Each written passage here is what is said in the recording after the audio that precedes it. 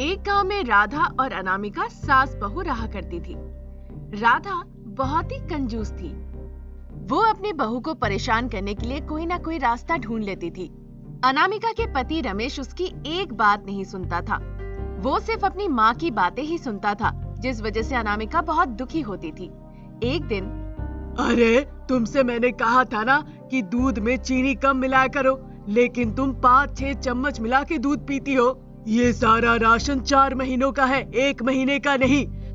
भगवान को मेरी ही किस्मत में ऐसी बहू देना था। सासू माँ, मैं दूध पीना ही छोड़ती हूँ। हर दिन मैं आपको दूध देती हूँ और आपके कहे मुताबिक ही मैं चीनी मिलाती हूँ। हाँ ठीक है, पहले बात करना सीखो। तुमसे तो मुंह लड़ाना ही बेकार है। मेरा बेटा कहाँ है? नाश्ता किया उसने? हाँ, अभी वो कुछ अन्नदान करने की बातें कर रहे थे और फिर अपने कमरे में चले गए।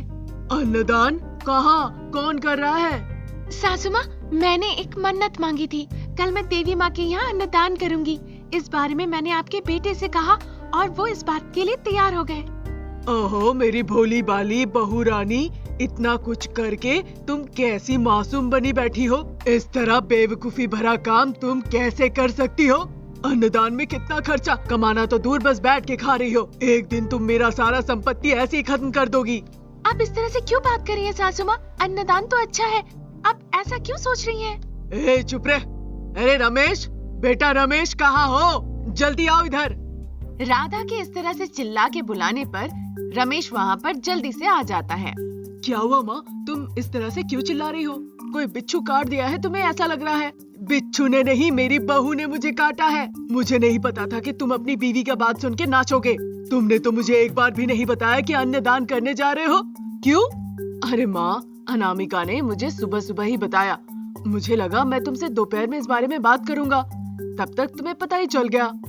छी, इस घर में अब रहने को एक पल भी मन नहीं हो रहा है। मैं पास के मंदिर में जा रही हूँ। ऐसा कहकर राधा पास के मंदिर में चली जाती है। वहाँ सब भिखारी मंदिर में अनामिका के बारे में पूछने लगते हैं। ये देख के राधा आश्चर्य हो जाती है। तुम सब मेरे बहू को कैसे पहचाने? हर कोई मंदिर सुबह या शाम में ही आता है, पर अनामिका दोपहर में आती है और हमें खाना खिलाती है। इसीलिए माँ जी, हम बहुत खुश है अनामिका से कि वो हम सभी के खाने के लिए बंदोबस्त कर देती है। ईश्वर बहुत आशीर्वाद दे। भिखारी की ऐसी बातें सुन के राधा गुस्से में आग बबूला हो गई। वो जल्दी से घर जाके उस पे चिल्लाना चाह रही थी, इसीलिए जल्दी जल्दी वो घर लौट के जाती है। क्या तुम मेरे सारे पैसे भिखारी और गांव वालों में बांट दे रही हो? सुना हर दिन तुम उन लोगों के लिए खाने का बंदोबस्त करती हो। क्यों ऐसे पैसे बर्बाद कर रही हो?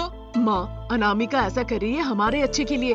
वो मन्नत मांगी थी, आप उसे मत डांटो। हाय रे भगवान, मेरा बेटा भी अब जवाब दे रहा है। अगर ऐसा ही चलता रहा तो एक दिन कुछ वो कर बैठेगी। उसके बाद मैं कुछ भी करूँ कोई फायदा नहीं रह जाएगा। मेरा सारा जायदाद वो बेच देगी, मैं सब खो दूंगी। कैसी बात कर रही हो माँ? ये सब तो पिताजी की संपत्ति है और मैं कमाकर पैसे भी ले आ रहा हूँ। तुम्हारा इस तरह बात करना सही नहीं है माँ। तुम लोगों से बात करना ही बेकार है। इस घर से अभी निकलो, यहाँ नहीं रहो। अभी हम ऐसे वक्त कहाँ जाए सासू माँ? इस तरह से हमें परेशान मत कीजिए। मुझे पता है तुम्हारे मासूम बातें। जरूर कुछ तुमने जादू विद्या की होगी संपत्ति हड़पने के लिए। संपत्ति बंटवारा कर दूंगी, बहुत जल्द ये सब कुछ हो जाएगा, पर तुम लोग यहाँ नहीं रह सकते। ऐसा कहकर राधा ने सारे जायदाद को 2 हिस्सों में बंटवारा कर दिया। उसने घर को, जमीन को भी बंटवारा किया। एक हिस्सा उसने खुद लिया और दूसरा हिस्सा उसने अपने बहू को दे दिया। फिर वो दोनों अलग अलग रहना शुरू कर देते हैं। सासू माँ राधा अकेले अकेले खाना बनाया करती थी। माँ को इस तरह खाना पकाते देख रमेश को बहुत बुरा लगता है। अनामिका जाके रमेश को संभालती है। बुरा मत मानिए, सासू माँ को बहुत जल्दी अपनी गलती का एहसास होगा, फिर हम सब एक साथ हो जाएंगे। आप ज्यादा सोच के अपना दिल छोटा मत कीजिए।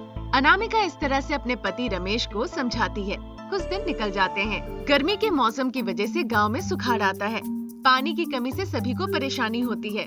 सब फसल सूख रहते ये देखकर राधा को भी बहुत दुख होता है। इसी दुख से राधा को लकवा मार देता है और वो सैयाग्रस्त हो जाती है। गांव के सभी कुएं सूख चुके थे। सभी लोग बहुत दुखी थे। एक दिन अनामिका को सपना आता है। वो सपने में देखती है कि उसके खेत में पानी बह रहा है। वो अकबका के नींद से जग जाती है और अपने सपने के बारे में सोचने लगती है। अगली सुबह ही वो वहाँ जाकर ग्रामीणों के लिए कुआं खोदना शुरू किया। काफी देर तक खोदने के बाद वहाँ पर उसे मायावी कलश मिलते हैं। उसमें एक कलश से पानी बहने लगा, बस बही जा रहे थे। जो लोग सुखाड़ की वजह से दुखी थे उस पानी को देखकर बहुत खुश होते हैं। दूसरे घड़े में सोना था। उस सोने को लेकर अनामिका सभी के बीच बांट देती है। तीसरे घड़े में देवी माँ की मूर्ति मिली। अनामिका उस मूर्ति को ले जाके अपनी सासू माँ राधा को दे दी। ये बहुत ही कीमती मूर्ति है, तुम मुझे क्यों दे रही हो? सासू माँ, ये मूर्ति आपके पास रही या मेरे पास रहे, एक ही बात है। ये बहुत ही कीमती है, इसे रख लीजिए सासू माँ, शक्ति मिलेगी। मैंने तुम्हारे साथ बहुत बार बहुत बुरा बर्ताव किया, फिर भी तुम मेरे बारे में ही सोच रही हो और मुझे ये कीमती मूर्ति दे रही हो। आज सत्याग्रह में मुझे मेरी गलती समझ में आ गई, बहुत बुरा लग रहा है। ऐसा मत कहिए सासू माँ, पहले इस मूर्ति को लीजिए। जैसे ही राधा ने उस प्रतिमा को अपने हाथ में लिया, लकवा मारे हाथ और पैर दोनों साधारण हो गए। राधा बहुत खुश हुई। सासू माँ को अच्छे होते देख अनामिका भी बहुत खुश हुई।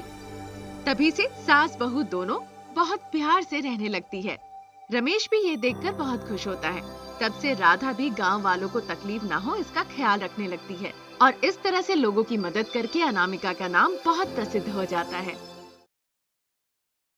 एक शाम को शारदा अपनी बहू के साथ आंगन में बैठकर सब्जियां काट रही थी। तभी उदास सा मुंह लटकाए हुए रमेश ऑफिस से घर लौट आता है। उसे देखकर शारदा पूछती है, क्या हुआ रमेश बेटा, तुम्हारा मुंह क्यों कद्दू जैसा लटका हुआ है? क्या आज फिर से बॉस से झगड़ा हो गया है? शारदा के ऐसे सवाल पर रमेश कहता है, माँ, आज कोई झगड़ा नहीं हुआ। मैं तो अपना काम अच्छे से कर रहा था, लेकिन फिर भी बॉस ने मुझे निकाल दिया।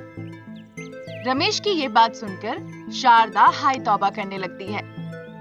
हे भगवान, अब क्या होगा? अब घर का खर्च कैसे चलेगा? तुम कहो तो मैं तुम्हारे बॉस से बात करूं? शारदा की ऐसी बातें सुनकर अनामिका कहती है, बिल्कुल नहीं माँ जी, वो बॉस बहुत खड़ूस है। इनकी गलती नहीं भी होती थी तब भी इनको सुनाते रहते थे। वो सब तो ठीक है, लेकिन अगर रमेश नौकरी नहीं करेगा तो हम सबका क्या होगा? इसकी चिंता आप ना कीजिए माँ जी, जब तक इनको नौकरी नहीं मिलती तब तक मैं बस स्टैंड पर बड़ा पाव बेचने लगूंगी।